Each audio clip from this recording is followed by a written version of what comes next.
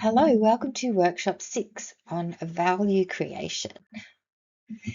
Here is my mum at the parents' day at school with the students doing a little, what do you call it, a little performance for their mums and dads. I believe that's my little sister in the blue dress in the front row. How much value was created for these children and these parents by doing these, taking what we did in the city and transferring it directly into an Aboriginal mission? I have no idea, but it's a question that I like to have in the back of my mind when I'm creating learning activities. How relevant is this? How much value does it create for students? So I thought that this photo really resonated with this week's topic. Themes for this week: value creation, value capture, and externalities. Just a few terms. We'll talk about the tragedy of the commons, the difference between public goods or social goods, common pool resources and private goods. What is rent seeking? And we'll talk about resource dependence theory, which is a dimension 1 power theory, and we'll talk a little bit about social capital. So first of all, in this section, in this video, we're going to talk about value creation, value capture, and externalities. And this is an important concept for the unit. So value creation, according to the definition from the paper that I'm going to tell you about in a little while, is that when the aggregate utility of society's members increases after accounting for the opportunity cost of all the resources used in that activity. Basically, does it create value for people?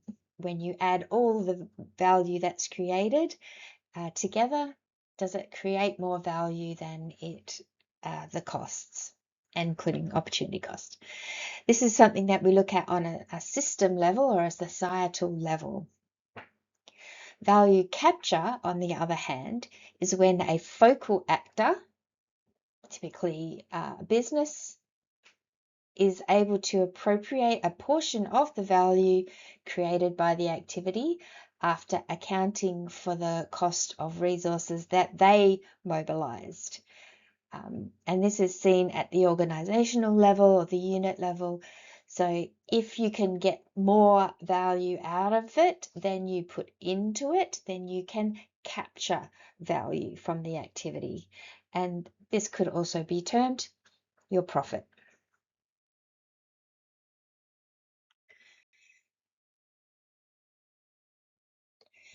Now, when we look at things from a unit or organization level or a firm level, firms are typically trying to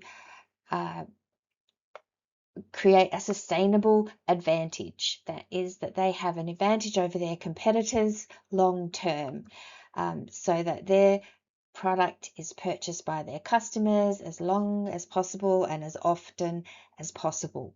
So this has the logic of control and perpetuity, which means like going on forever. Sustainable solutions, on the other hand, are defined at system level, at like societal level, and a social enterprise might aim to create a sustainable solution rather than a sustainable advantage. So rather than trying to get their customers to keep coming back and buy their product, what they want to do is address the root cause of the need or the problem, and then institutionalize that, replicate it at scale. Ultimately, the social entrepreneur would be no longer needed. So the logic here is not control, it is empowerment of the community or whoever, the individual. And the long-term goal is to work ourselves out of the system. So in the first example, value capture is the primary goal. And in the second, sustainable solutions, we're trying to create value and we're not as concerned with value capture. So we're trying to create value for self and others. Okay, so that's when you have value. Let's say we've got an activity or a transaction. I buy something from, let's say I drive a car. I pay for my petrol. This is on very, I pay for my petrol and I get to use my car to go from A to B. That has a fair, let's say that, let's pretend that is a fair transaction.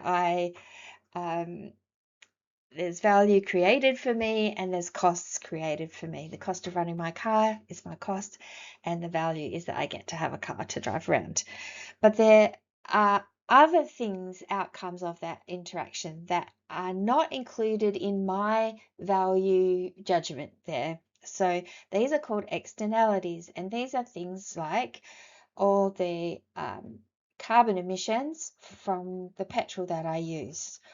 Also, let's say I drove in peak hour traffic, which I don't, but I'll be contributing to peak hour traffic and clogging up the roads. I also require my government to make good roads for me. I might be involved in an accident and all of these things. And of course, the building of the car takes mining and etc. etc. So these are all externalities of the interaction, things that nobody really pays for. They're just left for somebody else to clean up later. Externalities are called market failures because economics relies on this principle of self-interest, so that if everybody acts according to Smith, if everybody acts in their own self-interest, then the economy will work perfectly. But this doesn't, externalities are not counted here, so they're called a market failure. Or actually, self-interest says that we should produce products that are very profitable. It doesn't say that we should produce products that are good for society. So it's called a market failure, but personally I think of it as a failure of economic theory. There are other market failures. Monopoly is one, and when we talk about rent seeking later on today, we'll come across some others. But externalities are the big one that I want to focus on in detail in this section. So there's a paper on the LMS I would like you to have a read of. It's by Santos. It's written in 2012. He is putting forward the idea that there is a way to define what a social entrepreneur is that doesn't rely on saying a social entrepreneur has a social purpose, because how do we know what's the social purpose? So what he says is that if an organization has a focus on value creation, then they are a social entrepreneur. If they have a focus on value capture, then they are a commercial entrepreneur. He claims that social entrepreneurs are more likely to seek sustainable solutions than sustainable advantages, and this means that social entrepreneurs address neglected problems with positive externalities. And that this is a distinctive domain, because not many profit-seeking companies would work in that space, because they want to capture as much of the value as possible. They don't want all of this value to get leaked out into the society without them capturing profit from it.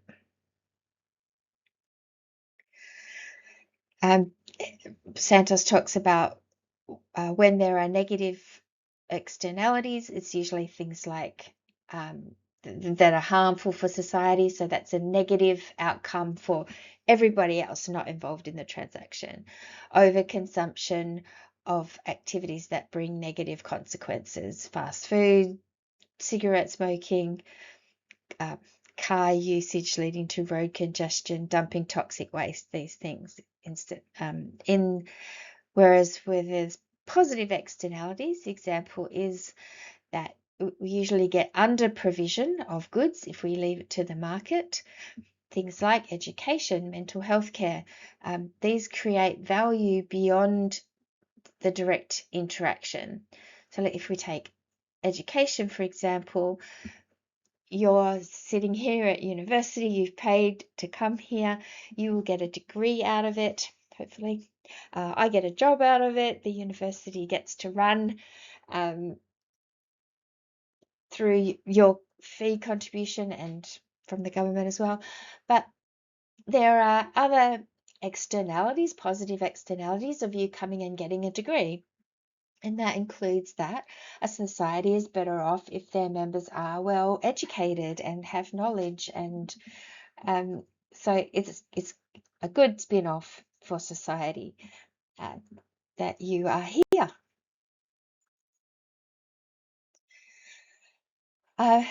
Santos's paper gives loads of examples, really great examples of social entrepreneurs, and here are some here.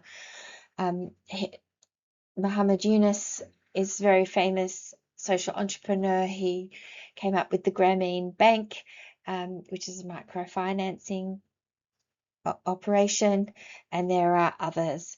He also makes the point that the commitment to value creation as opposed to value capture has to carry on. You can't just set up a business and then think that it's going to be that way forever. The board has to keep recommitting to that value creation. Otherwise, it's too easy to slip into a value capture mode. So Santos argues that economics assumes that human behavior is driven by economic self-interest. However, despite all the research from economic sociology, business ethics, that we know that behavior is influenced by social norms, by relationships, and economic theory just doesn't include these things in its mainstream economic models, including neoliberal capitalism. But it is known that people act out of other sense of other regarding as well as via self-interest. So we do care about other people, some of us to a more or less extent, but at least half the people in the world don't necessarily make their decisions purely on what's best for them. Here's a very non-famous person, Tim Berners-Lee. And if you don't know, he invented the internet, but he gave it to the world. He didn't ask for it to be patented or for people to have to pay a fee to use the internet or anything like that. So here's a half-hour documentary about Tim Berners-Lee if you care to find out.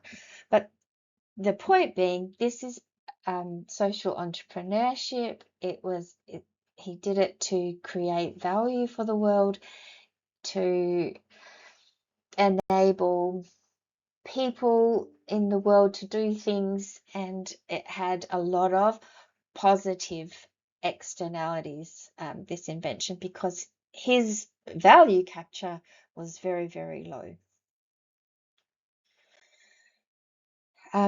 This is an interesting article about lithium mining. So you can see the beautiful little countryside in Portugal in the photograph there.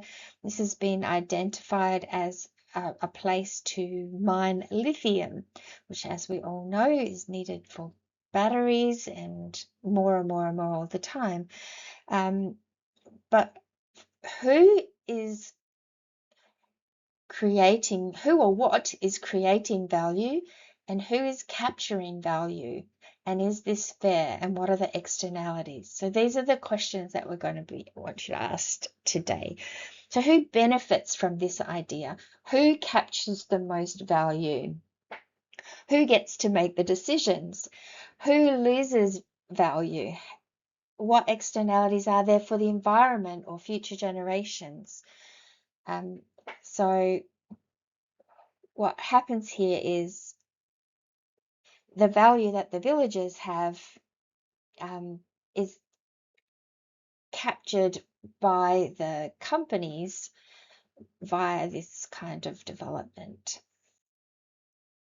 So here's an example. We want to do an example of value creation, value capture. Now, a student put this meme into their work, and I thought it was hilarious, but also is really quite meaningful.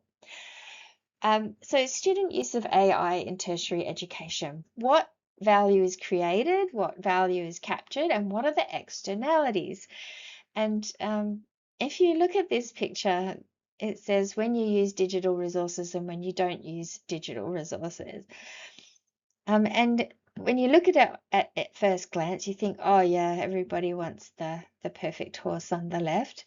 But then I look at it and I think I want to see that cute little smiling horsey face on the right. That's what I want to see when I see your work, because it's so much more engaging and it tells me so much more about you. And the picture on the left just tells me nothing, nothing at all. But there are other externalities. So value captured might be things like, for value captured for students might be saves time, gives you information easily. I don't know what else, but value, there's so many, there's just so many externalities, like losing the capacity to think and failing units because you can't do the exam, or I don't know. And in terms of the whole institution, I would say that there has been, well, there's so much change happening around assessments, and this may be challenging people to do better with their assessments and make them more authentic and real. But it's also creating an externality of costing a lot more money for investigating misconduct cases, um, lack of trust, lack of value of a university degree.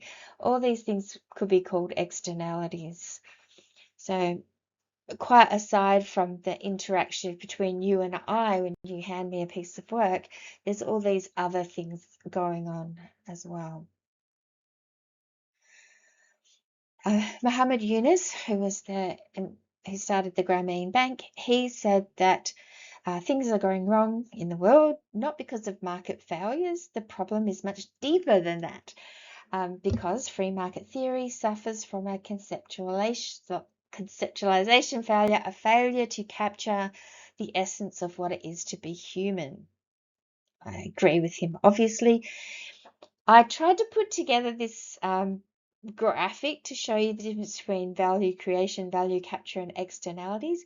If you find it useful, have a good look at it. If not, just ignore it.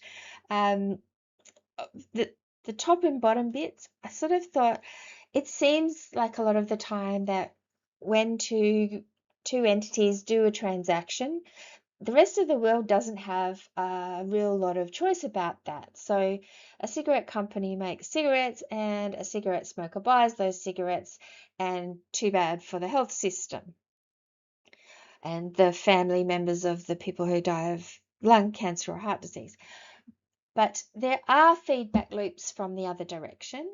One of them is that society can directly influence the choices of those entities. For example, through taxation, we have a huge tax on cigarettes. It makes it much more expensive to buy, which may put off some smokers from buying the product. So we'll have less use of that product. That's one way that we can affect that interaction. And the other way is society when taking notice of the externalities of a company, let's say they've been dumping toxic waste, or not restoring their mine sites, or tossing away tons and tons and tons of clothes that don't get bought. This is the firm's reputation, and people's willingness to buy from that firm and the value of the firm can go down if people see them as not creating value for society. So there's those two feedback mechanisms apart from the direct interaction between the two people. So these are some ways in which we can deal with externalities. Corporations could voluntarily account for their externalities.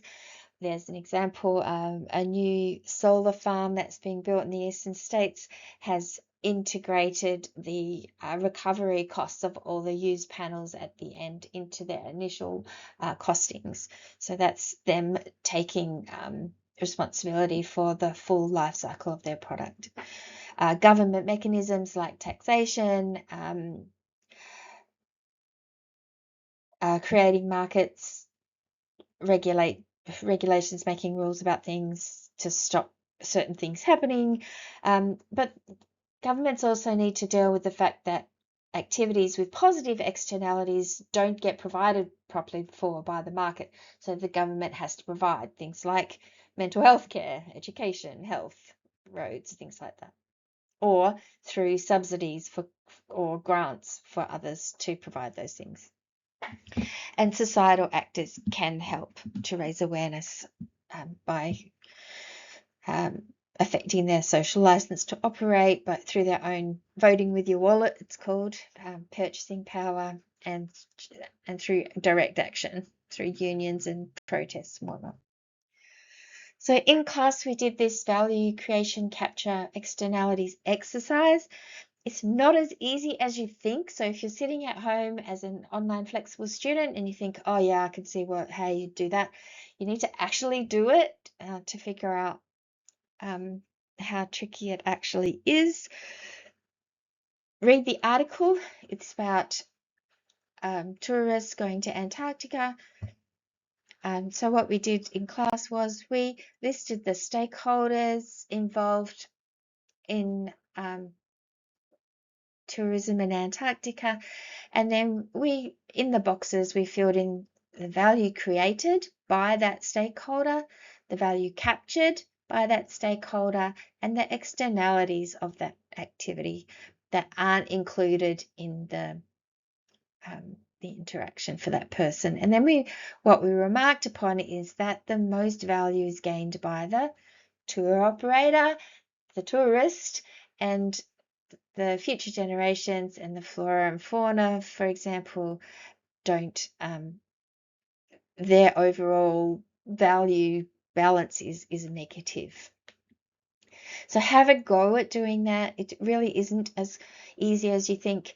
Don't forget the really obvious things. So for the tour operator, the value that's created is they provide tours.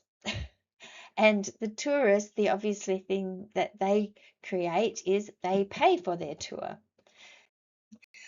I won't show you this video, it's just a really gorgeous video, but you can play it while you're doing your activity.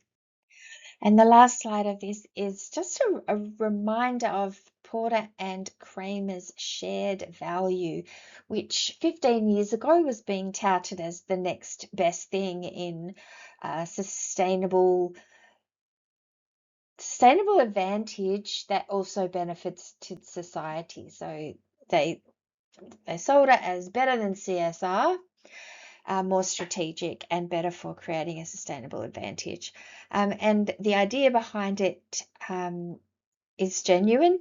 They are economists, so it's always about profit and sustainable advantage. So this is trying to do good for society, but without flipping the switch to a value creation mindset.